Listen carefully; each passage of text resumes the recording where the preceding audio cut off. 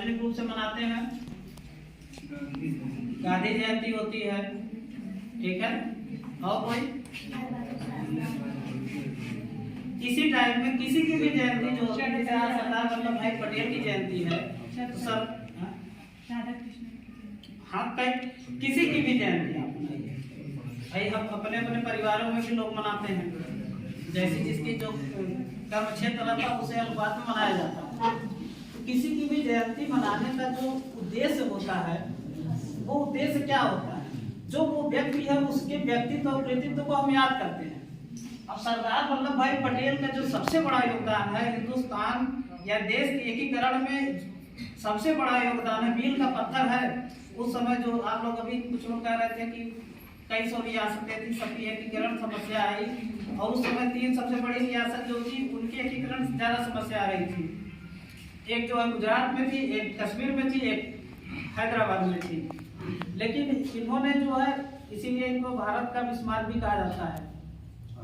लौह पुरुष इसलिए उपाधि दी गई कि ये जो है अपने इरादों पे एकदम अडिग रहते थे, जो ठान लेते थे वो करते थे।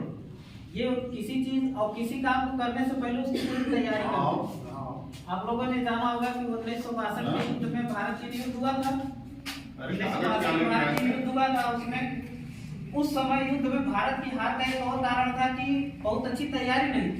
तो कभी कभी हम लोग सोचते हैं कि अगर उस समय सरदार वल्लभ भाई पटेल रहे होते तो शायद इस युद्ध की दिशा कुछ और होती, क्योंकि वो कोई भी जैसे रियासतों के एकीकरण में जब वो काम कर रहे थे तो उससे पहले वो सारी भूमिका से तैयार कर लेते थे क्या करना है। तो जो एकीकरण उन्होंने दिया है, हमारा ये दायित्व है कि जिस रूप में भारत हमको मिला, देश हमको जिस रूप में मिला है, हम उसमें और सुधार करें और अपने आने वाली पीढ़ियों को उससे अच्छा भविष्य दें। अब किसी देश को एकीकरण का मतलब क्या होता है?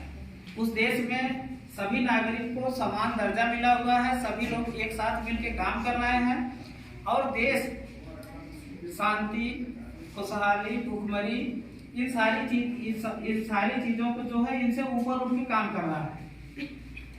अब आप देखेंगे कि इस समय जो है बहुत तेजी से जो है तकनीक का युग कहा जा रहा है, नई नई तकनीकें हो जा रही हैं। अभी आपने देखा होगा कि इस समय AI आर्टिफिशियल इंटेलिजेंस की बड़ी बात हो रही है, सुना है कि नहीं आप लोगों ने?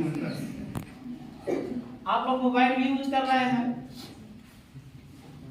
ठीक है, वो सब नई तकनीकी हैं। लेकिन आज हम अपने आप को अगर केवल देखिए, केवल बात करने से कहिए आप कि हम विश्व गुरु बन रहे हैं, विश्व गुरु बन रहे हैं, लेकिन उस विश्व गुरु की प्रासंगिकता क्या होगी? जब हमारे यहाँ के ज्यादा से ज्यादा लोग शिक्षित होंगे, ज्यादा से ज्यादा लोग शिक्षित होंगे तो शिक्षा का प्रसार बढ़ेगा और धीरे धीरे वो तकनीक के क्षेत्र में, कृषि के क्षेत्र में, विज्ञान के क्षेत्र में, साहित्य के क्षेत्र में, सभी क्षेत्रों में होगा। अब आप एक तरफ कहते हैं कि हम अपने आप को विश्व गुरु कहते हैं, क्या इस समय आप देखिए कि तकनीक के मामले में क्या कोई मोबाइल कंपनी या लैपटॉप कंप्यूटर कंपनी भारत की है? हम किसी और पे निर्भर हैं कि नहीं है? तो विश्व गुरु तभी आप होंगे जब आप हर एक चीज में अपने तकनीक, शिक्षा, रोजगार, कृषि, इन सारी चीजों में आप सक्षम होंगे, इस पे आत्मनिर्भर हो जाएंगे, तब जाके आप कहेंगे कि हम विश्व गुरु हैं।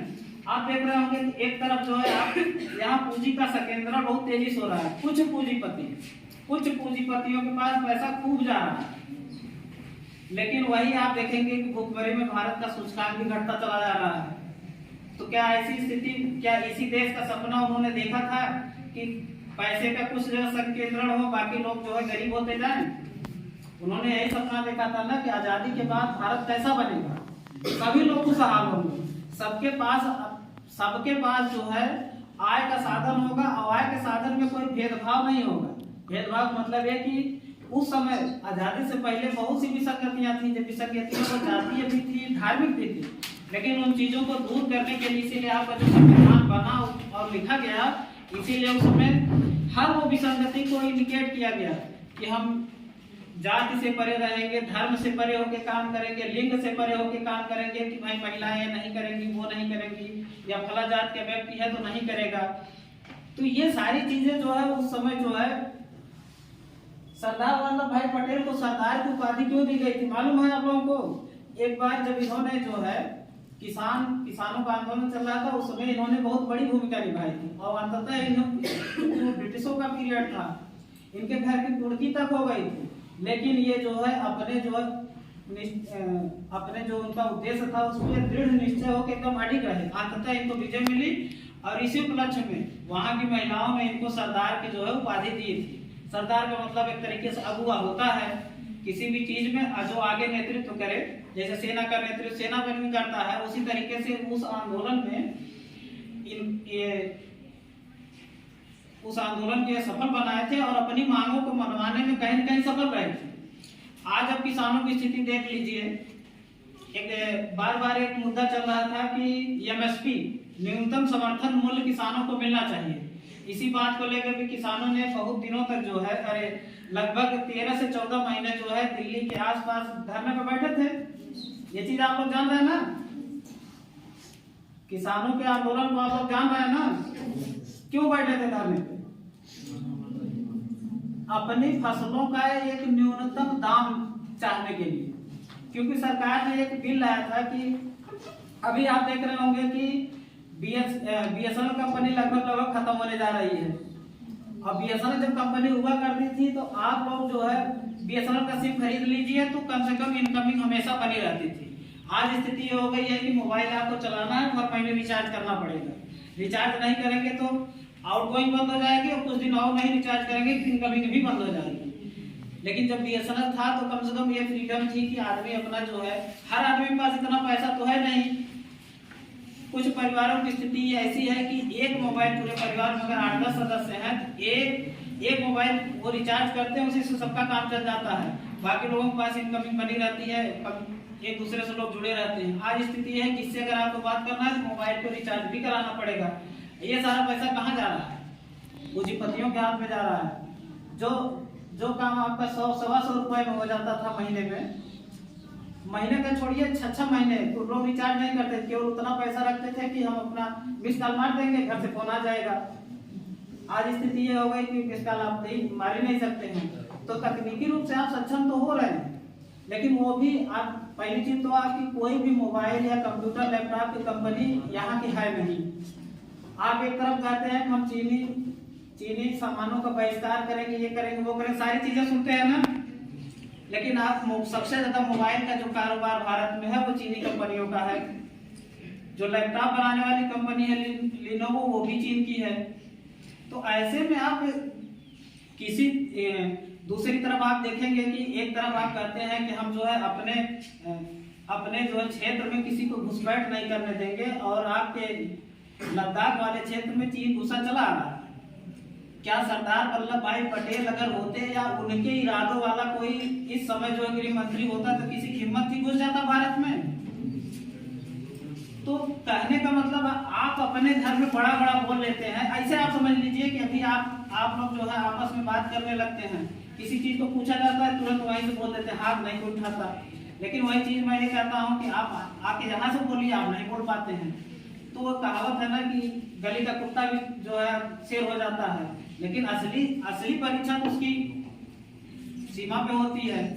आप अगर बोलते हैं कि हम सक्षम हैं, सब कुछ है, तो आप चीन से जो आपने पैगोंग झील है उसमें चीन ने लगभग जो है 1000 वर्ग किलोमीटर जमीन उसने कब्जा लिया, छुड़ा के दिखाइए। सरदार वल्लभ भाई पटेल की के लिए इससे बड़ी जो है उपलब्धि, जो अगर हम उनको नमन कर रहे हैं तो इससे बड़ी जो है उनके प्रति श्रद्धांजलि अच्छी नहीं हो सकती कोई भी, कि हम जो भारत के भूभाग को किसी ने छीना उसको ले जाए। इसी तरीके से और भी जो महापुरुषों की जयंतियां मनाई जाती हैं, उन जयंतियों का उद्देश्य होता है कि उनके कामों से हम सीखें और सीख के आज को देखें। आप देखेंगे कि लोकतंत्र की स्थिति क्या हो रही है। लोकतंत्र की स्थिति भी धीरे धीरे डगमगाती चली जा रही है। तो उस समय इन लोगों ने आजादी की लड़ाई लड़ी थी, जिस समय इनको सत्ता का हस्तांतरण हुआ था। चाहते थे ये लोग भी जो है तानाशाही अपना सकते थे, अब कोई बोल भी नहीं पाता, लेकिन इन लोगों ने लोकतंत्र को ही चुना। क्यों लोकतंत्र को चुना? लोकतंत्र को इसलिए चुना कि अगर हम जैसे नेता, जो सरदार वल्लभ भाई पटेल अकेले नहीं थे, नेहरू अकेले नहीं थे, बहुत से नेता थे। तो इन लोगों को यह मानना था कि जब अगर नेता अच्छा नहीं करेगा, जनता के जो है, जो जनता के हित है उस पर खरा नहीं उतरेगा, तो जनता उसको जो है चुनाव में कान पकड़ के बाहर कर देगी। यही तो लोकतंत्र का मतलब है। आप अपने यहाँ प्रधान हो, विधायक हो, सांसद हो, चुनते हैं, 5 साल के चुनते हैं, अगर उनके काम अच्छे नहीं होते तो आप काम पकड़ के बाहर कर देते हो। यही तो लोकतंत्र की ताकत है। तो इन लोगों ने लोकतंत्र के लिए लड़ा। आज लोकतंत्र की स्थिति क्या है आपकी? लोकतंत्र की स्थिति आपकी खराब होती जा रही है। दूसरे नंबर पे आप बात करिए न्यायपालिका की। आप जो सरकारें होती हैं, जैसे भारत सरकार है, उसके पास इतनी बड़ी फोर्स है, सेना है, सब कुछ है ना? क्या किसी जज को कोई फोर्स मिली है, सेना मिला है? नहीं मिला है। लेकिन एक जज अकेले एक आर्डर दे देता है, सरकार को वो बात माननी पड़ती है। क्यों माननी पड़ती है? क्योंकि यहाँ पे जो है संविधान को सबसे ऊपर रखा गया है। संविधान की जो बात कही गई, संविधान में जो ताकत दिया गया वो सबसे ऊपर है। एक जज जिसके पास कोई फोर्स नहीं, कोई सेना नहीं, एक आर्डर दे देता है, सरकार को जो उसके काम करना पड़ता है। आज स्थिति ये हो गई कि सरकार जजों की नियुक्ति में भी जो है सेधमारी का प्रयास कर रही है। कैसे कर रही है? पहले जजों की नियुक्ति होती थी, प्रधानमंत्री, विपक्ष के नेता ये हो जाते थे और एक जज, 3 लोग मिलकर करते थे। इन्होंने क्या किया कि जज के स्थान पे आप अपने मंत्रिमंडल में से किसी को रखेंगे। अब ये बताइए कि जो किसी भी सरकार का जो मंत्री होगा वो प्रधानमंत्री के ही साथ रहेगा ना? तो ये चीजें, यही भारत की खूबसूरती थी। कितना बड़ा तानाशाह भारत में, कितना बड़ा था। इंदिरा गांधी से बड़ा तानाशाह अभी कोई नहीं रहा। लेकिन इंदिरा गांधी की सांसद सदस्यता इलाहाबाद हाई कोर्ट के एक जज ने खत्म कर दिया था और इंदिरा गांधी को बहुत बड़ी इससे खींच हुई थी। और उस दौरान लोकतंत्र का बहुत मजाक उड़ाया गया। वैश्विक लेवल बड़ा नुकसान हुआ क्योंकि उन्होंने इमरजेंसी लगाया था। वो लोकतंत्र के लिए बहुत खराब माना जाता है। तो आज भी स्थिति धीरे धीरे, इंदिरा गांधी के समय में जब लोग इसलिए नाराज हुए थे, उन्होंने एकाएक सारे ऑर्डर कर दिए, लोगों को लगा कि नहीं ये तो हमारे साथ नुकसान है। आज क्या है कि धीरे धीरे किया जा रहा है। तो हमारे जो महापुरुषों की देन है, इस देश की आज़ादी में, इस देश के लोकतंत्र में, इस देश के संविधान में हमारा ये दायित्व है। हम उन चीज़ों को सीखें, आप लोगों के बीच में बताएं और यही बात आप नीचे तक पहुंचाइए। छन छन के ही जाए, चाहे 10 आदमी से कहीं एक आदमी तो आपकी बात मानेगा।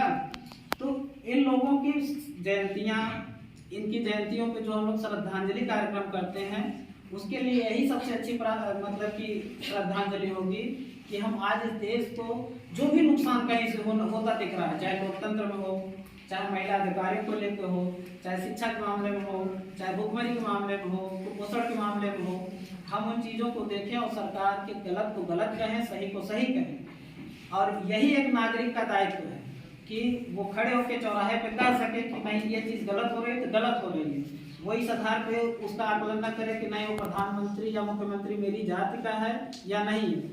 क्योंकि आज आपको लगता है, आप ऐसे सोच लीजिए कि जब पहली बार अंग्रेजों ने बंगाल की लड़ाई जीती थी, क्लाइव के नेतृत्व में मुट्ठी भर अंग्रेज थे, मात्र 150 से 200। क्लाइव में कह रहा था कि जब हम लोग जीत के जा रहे थे तो अगल बगल इतनी भीड़ खड़ी थी कि केवल लोग एक गड्ढा मारते थे, हम सभी लोग मार दिए जाते थे। एक गड्ढा मारते थे, लगभग 50-60 हजार की भीड़ थी। लेकिन यहाँ के नेताओं, यहाँ के राजाओं से पब्लिक इतनी शोषित थी, उसको इस चीज से कोई मतलब ही नहीं था, चाहे अंग्रेज रहे चाहे वो रहे, उनको इससे फर्क ही नहीं पड़ा। क्योंकि वो जनता ये मान चल रही थी जो सत्ता में बैठेगा वो कर लेगा, शोषण करेगा। ये वहीं से शुरुआत होती है और धीरे धीरे ये चीज जाती है। और अंततः जब तक ये लोग समझें, मतलब भारतीय मतलब जो समय के राजा रियासत थे, जब तक ये समझे कि नहीं हम लोग तो गुलाम हो गए हैं, तब तक बहुत देर हो चुकी थी। वही चीज आज भी है। आप लोग जाति, धर्म और इन चीजों से जो राष्ट्रीय हित की बात हो, जैसे देश में अभी 2024 में चुनाव होगा, तो 2024 के चुनाव में आप इस आधार पर चुनिए कि लोकतंत्र की कौन रक्षा करेगा, देश को कौन आगे ले जाएगा, इस देश की सीमाओं को कौन सुरक्षित रखेगा। क्योंकि सबसे बड़ी समस्या वहां पे है। आज आपका ये दायित्व है। अब आप उस चीज से ऊपर उठिए कि हम गांव का प्रधानिक चुनाव किसको जिताते हैं, विधायक किसको जिताते हैं। अब आप यहाँ से रहते हुए, चूंकि तकनीक का जमाना है, मोबाइल से आप हर जगह जुड़े हैं, आप वर्तमान में इजराइल की घटनाओं को देख रहे होंगे, देख रहे हैं नहीं? तो आप इन चीजों को देखिए और समझिए और ये सोचिए कि कौन सी सरकारें होना चाहिए, कौन सी सरकार इस देश को आगे बढ़ा सकती है, कैसे काम कर सकती। आपके लिए कोई व्यक्ति या नेता महत्वपूर्ण नहीं, आपके लिए महत्वपूर्ण क्या है, देश है। यही सरदार वल्लभ भाई पटेल के लिए सबसे अच्छी जो है श्रद्धांजलि है कि हम अपने मन में देश हित को ऊपर रखें। अमूमन ऐसे कार्यक्रमों में आप देखेंगे कि फोटो को बगल लोग, मैं भी कराता हूँ, कार्यक्रम कराता रहता हूँ और अपना फोटो लगाता हूँ, लेकिन इसमें मैंने जानबूझ के ये भारत का ही फोटो इसीलिए लगवाया क्योंकि देश का एकीकरण, आज के समय में भी देश में एकीकरण होना बहुत जरूरी है, क्योंकि इतनी नफरत लोगों में फैलती चली जा रही है बिना जानकारी के। फला व्यक्ति के आदमी अगर कुछ कर दिया, अगर वो उसका जात, अरे उस जात वाले ऐसे होते ही हैं, अगर किसी धर्म से जुड़ गया, अरे वो धर्म वाले ऐसे होते ही हैं, किसी क्षेत्र विशेष हो गया, जैसे महाराष्ट्र में मराठी बनाम उत्तर भारतीय झगड़ा हो जाता है कि नहीं हो जाता है, कई लोग मारे भी जाते हैं। तो क्षेत्रीय समस्या है, जाति समस्या है, धार्मिक समस्या है, इन चीजों को थोड़ा सीखिए, समझिए। मोबाइल आप देखते हैं तो उसी में जो है कुछ नहीं तो सरकार रहते हैं, आप थोड़ा सा न्यूज देख लिया करिए, कम से कम इन चीजों को देखिए, जानिए। देखिए इन चीजों से बहुत परिवर्तन नहीं हो जाएगा आपके जीवन में, लेकिन आपकी आने वाली पीढ़ी को आप क्या सिखा पाएंगे, ये महत्वपूर्ण होता है। इन्हीं सब बातों के साथ मैं अपनी बात को विराम देता हूँ और सरदार वल्लभ भाई पटेल को